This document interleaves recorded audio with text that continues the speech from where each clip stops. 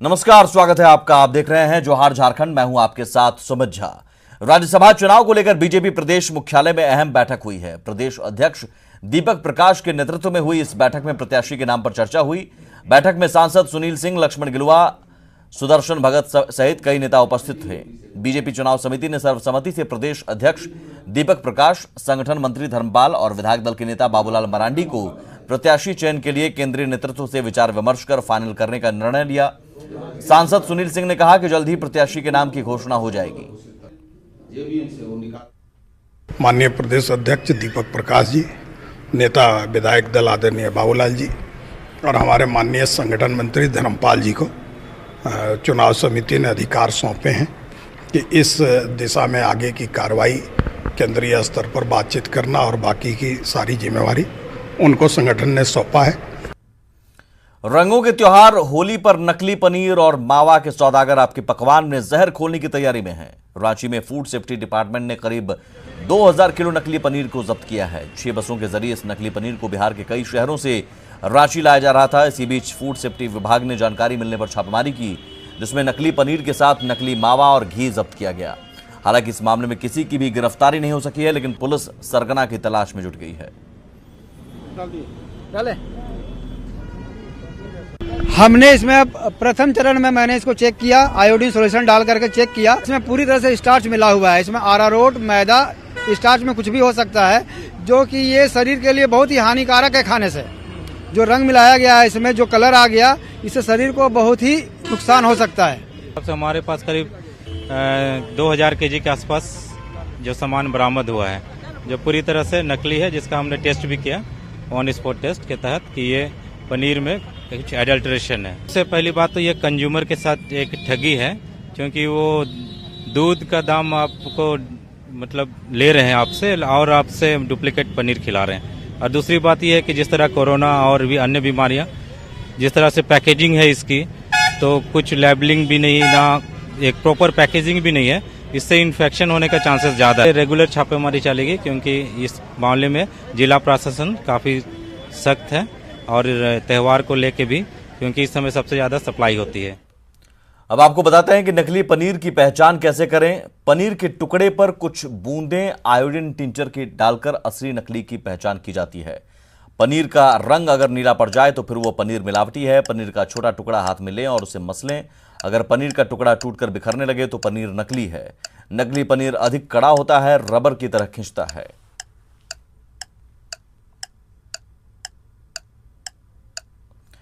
आगे बढ़ते हैं। रिम्स में भर्ती 12 साल की बच्ची सोनी की तबीयत हर दिन बिगड़ती जा रही है। रिम्स के डॉक्टरों ने हाथ खड़ा करते हुए सोनी को दिल्ली एम्स ले जाने की सलाह दी है, लेकिन सोनी की मां के पास इतने पैसे भी नहीं हैं कि वो दिल्ली तक का किराया दे सके। बेटी के दिक्कत हो गई है, अच्छा कर दो तो उन्हीं के प्रणाम करते हैं सबके। जब अच्छा हो जाएंगे बजरंग बली पर सब पर हम पूजा करेंगे। यहाँ से ऊंचाई इंसान से लेकर भगवान तक से गुहार लगाती हुई ये है गिरिडीह के पतुरा की रहने वाली अझौला देवी। अझौला देवी की 12 साल की बेटी सोनी रिम्स में भर्ती है। सोनी की दोनों ही किडनियां खराब हैं और दिन ब दिन उसकी हालत बिगड़ती जा रही है। आयुष्मान कार्ड होने के बावजूद सोनी को दिल्ली ले जाने के लिए पैसे नहीं हैं। ऐसे में सोनी की मां पीएम से लेकर सीएम तक और स्वास्थ्य मंत्री बन्ना गुप्ता से मांग कर रही हैं कि उनकी इकलौती लाडली बेटी को बचाने के लिए दिल्ली जाने की व्यवस्था की जाए। भाड़ा यार, दवा के पैसा और आने जाने के 2 पैसा खाने ले से हमरा नहीं है। मोदी सरकार से गाड़ी करवा दो, बच्चा अच्छा हो जाएंगे, बहुत नाम लेंगे। नेताजी से हम जुट के जाएंगे, अच्छा हो जाएंगे तो बच्चा हमारा सब लोगों से हम प्रणाम जोड़ के जाएंगे। दरअसल सोनी को 2014 में खांसी हुई थी। गिरिडीह में ही सोनी का तब इलाज कराया गया था। डॉक्टर ने टीबी बताते हुए सोनी को दवा खिलाई और तभी से सोनी की तबीयत खराब होने लगी। रिम्स के डॉक्टरों की माने तो दवाओं के अत्यधिक सेवन से किडनी पर असर हो सकता है। पीडियाट्रिक नेफ्रोलॉजी की सुविधा मेरे नॉलेज में शहर में कहीं नहीं है। ये हाईली सुपर स्पेशलाइज्ड ब्रांच है, जिसका इलाज या तो केजीएमसी लखनऊ में होगा या एम्स में होता है। उम्मीद है कि सरकार एक बेबस और लाचार मां की गुहार न्यूज 18 के माध्यम से उन तक पहुंचेगी और सरकारी नुमाइंदे सोनी को दिल्ली पहुंचाने में मदद करेंगे। न्यूज 18 के लिए रांची से उपेंद्र कुमार की रिपोर्ट। पाकुड़ के अमृत हेल्थ केयर में आयुष्मान भारत के तहत आंख का ऑपरेशन किया गया था, लेकिन अब उसमें गड़बड़ सामने आया है। पश्चिम बंगाल के हावड़ा के रहने वाले एक नेत्र चिकित्सक डॉक्टर एसएस माल ने झारखंड में रिकॉर्ड तोड़ फर्जी ऑपरेशन किया है। मूल रूप से हावड़ा के रहने वाले डॉक्टर एसएस माल पर प्राथमिकी दर्ज होगी। इसके साथ ही दोषी अस्पताल प्रबंधन के खिलाफ भी एफआईआर होगी। झारखंड राज्य आरोग्य समिति के वरीय अधिकारियों ने शुक्रवार को हुई बैठक में कार्रवाई में तेजी लाने को कहा है। वहीं हेल्थ केयर का कहना है कि कोई फर्जीवाड़ा नहीं हुआ है। पेपर में छपी है वो दरअसल गलत है, और जो रिकॉर्ड दिखा रहा 365 ना 356, वो सारा पेशेंट का डॉक्टर साहब ने इलाज किया है मुफ्त में। मेरे पास सारा डॉक्यूमेंट्स है, मेरे पास सब एक एक पेशेंट का फोटो है। सर के असर से कल मैं स्वयं गया था अपना टीम के साथ उसको देखने के लिए, और हमारी टीम और मैं भी उसको अच्छी तरह से देखा। तो अब उसके जो भी कागजात हैं, किस परिस्थिति में उनको मिला और कैसे कैसे ऑपरेशन हुआ, क्योंकि ये आयुष्मान एक बार हो जाने के बाद फिर हम लोगों के अंदर क्या चीज़ वो नहीं रह जाता, फिर वो स्टेट लेवल से उसका ये जांच पड़ताल होता रहता है, या कोई पेशेंट कंप्लेन करता है तब उन्हें जांच पड़ताल होता रहता है। साहिबगंज सदर अस्पताल में आईसीयू कोमा में है। दरअसल अस्पताल में विशेषज्ञ डॉक्टरों की कमी है। ऐसे में गहन चिकित्सा कक्ष को विशेषज्ञ डॉक्टरों का इंतजार है। डॉक्टर के इंतजार में बीमार पड़े आईसीयू में करोड़ों की मशीनें धूल फांक रही हैं। साथ ही चालू नहीं होने से मशीनों के खराब होने की भी आशंका जताई जा रही है। ऐसे में गंभीर रूप से बीमार मरीजों को बेहतर इलाज के लिए भागलपुर या पटना भेजना लाचारी है। सिविल सर्जन ने बताया कि जरूरत नहीं पड़ने पर ही आईसीयू को बंद रखा गया है।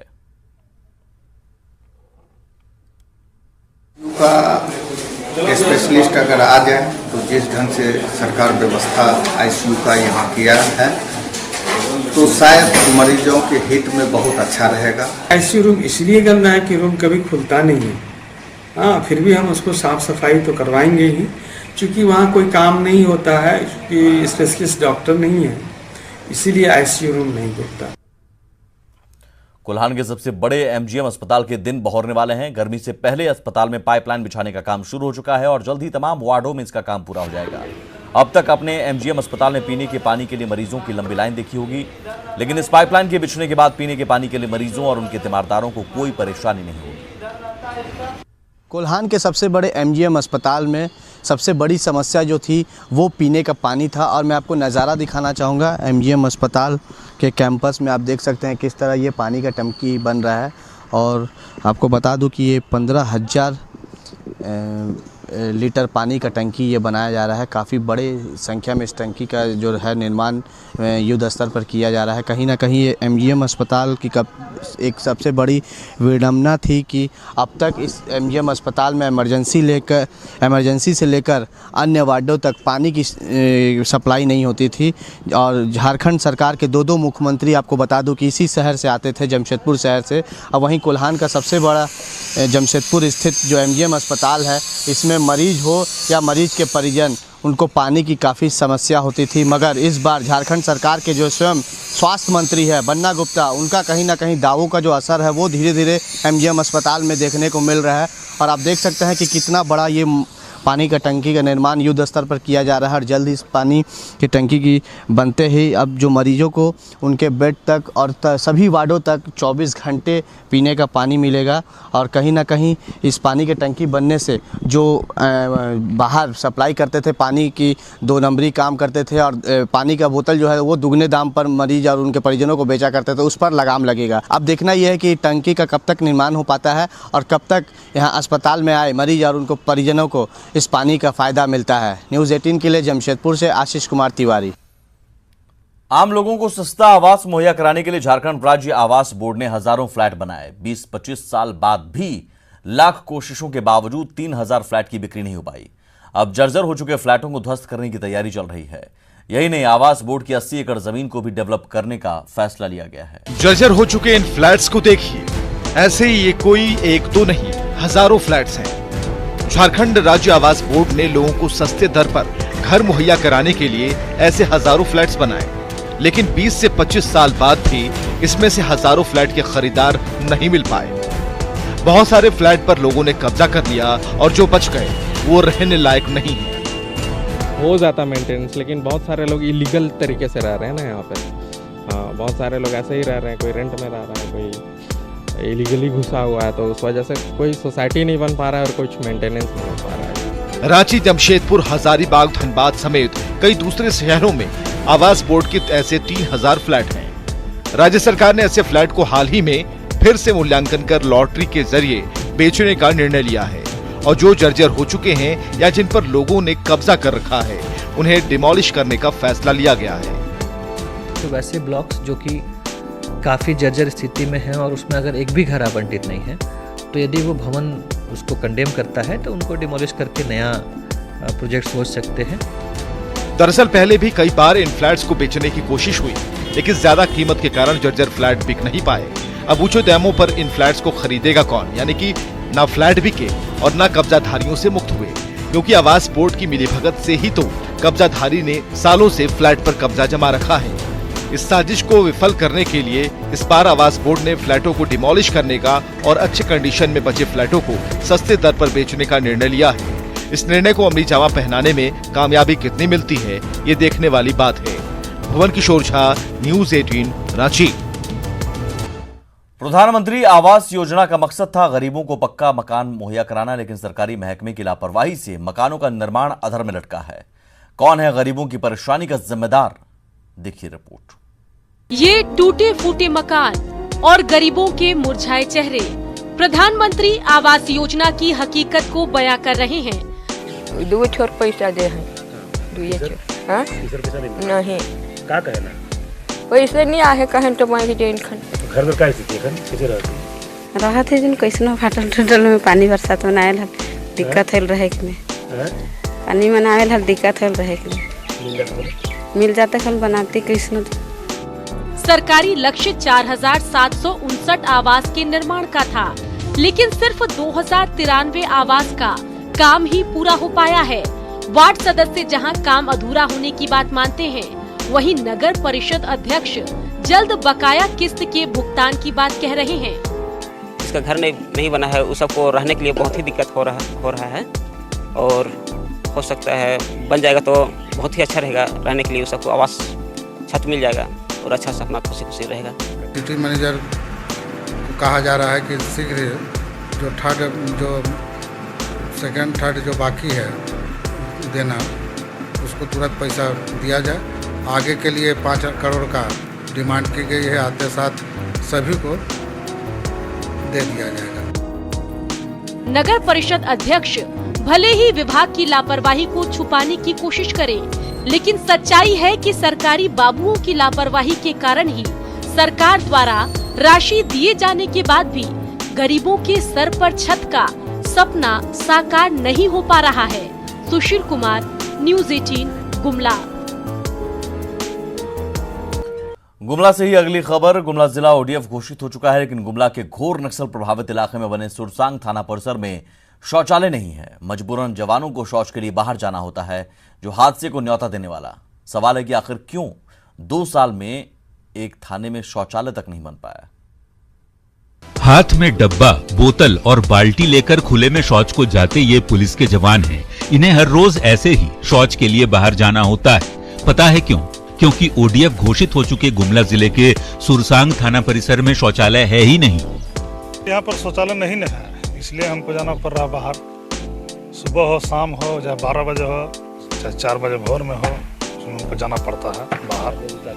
ज्यादा चिंता वाली बात ये कि झारखंड की राजधानी रांची से करीब 100 किलोमीटर दूर गुमला का सुरसांग थाना क्षेत्र घोर नक्सल प्रभावित है। इस इलाके में कदम कदम पर खतरा है। भय सिर्फ नक्सलियों का नहीं, जंगली जानवरों का भी रहता है। बावजूद इसके इस थाने के पुलिस वालों को शौच के लिए बाहर जाना होता है। चाहे कोई फोर्स थोड़ा कम हो जाता है रात में कभी कभी, तो उसमें होता है क्या कि हम लोग को 2 आदमी 3 आदमी करके जाना पड़ता है बाथरूम। एक आदमी को बाथरूम ले जाने के लिए 2 आदमी जाना पड़ता है। खुद डीसी इस परेशानी से परिचित है और उनका कहना है बस चंद दिनों में इस समस्या का समाधान कर लिया जाएगा।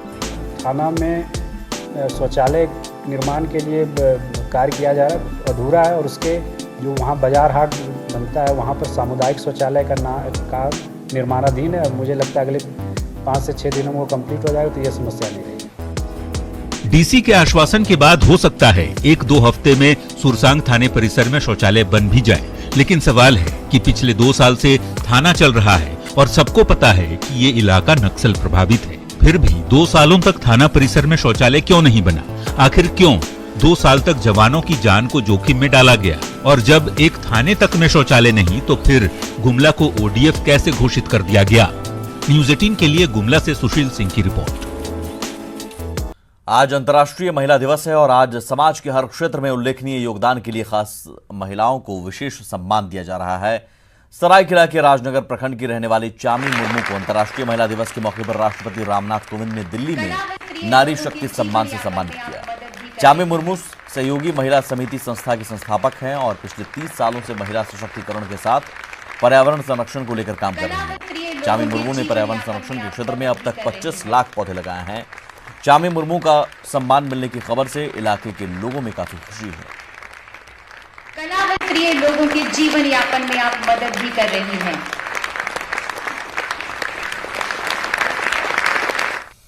को अपने क्षेत्र के महिला को सशक्त और अपना अधिकार से जीने के लिए आगे बढ़ाना, जागरूक करना, यही सोच के हम काम किए थे। और इसमें हमारे क्षेत्र के जितने भी कार्यकर्ता, जनता, महिला सभी बहुत खुश हैं इस पुरस्कार से। अच्छा मैडम, कितनी मेहनत करती हैं? बहुत मेहनत करती है, बहुत संघर्ष भी किया है। इस बार उनको काफ़ी जगह बहुत परेशानी होना पड़ा है। रांची में जेएमएम की महिला नेताओं ने आज जमकर होली खेली। अंतर्राष्ट्रीय महिला दिवस के बहाने इन महिलाओं ने जमकर जोगिरा गाया और एक दूसरे को गुलाल लगाकर शुभकामनाएं दी। आज अंतर्राष्ट्रीय महिला दिवस भी है और होली की खुशी भी है। तमाम महिलाएं आई हैं खुशियां मनाने के लिए। हम लोग चाहते हैं कि झारखंड मुक्ति मोर्चा सरकार आई है, उसके साथ कांग्रेस है, राजद है और ये सरकार इतना बढ़िया काम करे कि झारखंड की जनता सालों भर होली मनाए, दिवाली भी मनाए, खुशियां मनाए, क्योंकि इतनी सारी समस्याएं हैं। हम लोग आए हैं उन समस्याओं से निजात दिलाने के लिए, छात्रों के लिए, बुजुर्गों के लिए, महिलाओं के लिए, सबके लिए काम करना है, बच्चों के लिए। और देखिएगा कि सालों भर यहाँ की जनता हमारे कार्यकाल में खुशियां मनाएगी इसी तरह से। और मैं होली की ढेर सारी शुभकामनाएं देती हूँ पूरे झारखंड वासियों को, साथ में अंतर्राष्ट्रीय महिला दिवस की भी हार्दिक शुभकामनाएं। और इस वक्त आपको सीधे ले चलते हैं दिल्ली, जहां प्रधानमंत्री नरेंद्र मोदी नारी शक्ति पुरस्कार विजेता महिलाओं से संवाद कर रहे हैं। होगा जब काम शुरू किया होगा तब कभी ये ऐसा भी कोई अवसर आएगा जब सम्मान के साथ आपको जोड़ा जाएगा। आपने अपने आप में एक मिशन के रूप में या जीवन में कुछ कर गुजरने के इरादे से या कुछ सहज प्रकृति से आप करते गए और उसका परिणाम यह है कि आज आपके जीवन की ये यश गाथा है, उसके प्रति देश को बहुत बड़ी जिज्ञासा हो रही है कि अच्छा भाई, पहले तो पता नहीं था ये सब ऐसे ऐसे लोग काम कर रहे हैं। तो हर किसी को ये भी लगता होगा अरे मैं भी ऐसा ही कर रहा हूं, लेकिन मुझे तो किसी ने याद नहीं किया। कोई ये भी सोचेगा कि चलिए मेरे पास भी समय है, मैं वैसे समय लगाऊंगा। तो अपने आप में ये सारी बातें एक प्रेरणा का कारण बन जाती है। तो मैं भी चाहूंगा कुछ आपसे सुनना कि आप लोगों ने कैसे इस काम को शुरू किया, क्या प्रेरणा मिली, कैसे कैसी कठिनाई आई है। कोई ऐसे काम सरल नहीं होते, बड़ी कठिनाइयों से गुजरना पड़ता है। तो मैं आपसे सुनना चाहूंगा, अगर आप लोग कुछ अपने विषय में बताएं तो।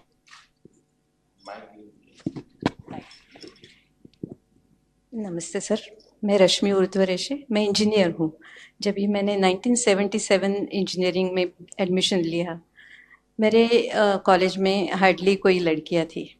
तभी से स्ट्रगल चालू हुआ और फिर इंजीनियरिंग करके मैंने जो फील्ड सिलेक्ट किया वो भी मेल डोमिनेटेड था। ऑटोमोटिव इंजीनियरिंग वो एक बहुत ही ऐसी चीज़ है जिसमें महिला का होना बहुत ही मुश्किल। सो वो स्ट्रगल कंटिन्यू होता रहा सर। आज मैं इस मकाम पे पहुंची हूँ कि जहाँ मैं irrespective of whether I am a woman और अ मैन के वर्ल्ड में उनको लीड कर रही हूँ। ऑटोमोटिव रिसर्च एसोसिएशन को हेड कर रही हूँ और जो रेगुलेशंस है सेफ्टी एमिशन रेगुलेशंस उसको गवर्नमेंट को सलाह दे रही हूँ। तो मतलब एक जो इतने 36 इयर्स का मेरा स्ट्रगल है, आज मैं ऐसा महसूस करी हूँ कि जिसको बहुत ही अच्छा एक मकाम मिल गया है। और इसी के साथ इस बुलेटिन में इतना ही। आगे भी खबरों का सिलसिला लगातार जारी है।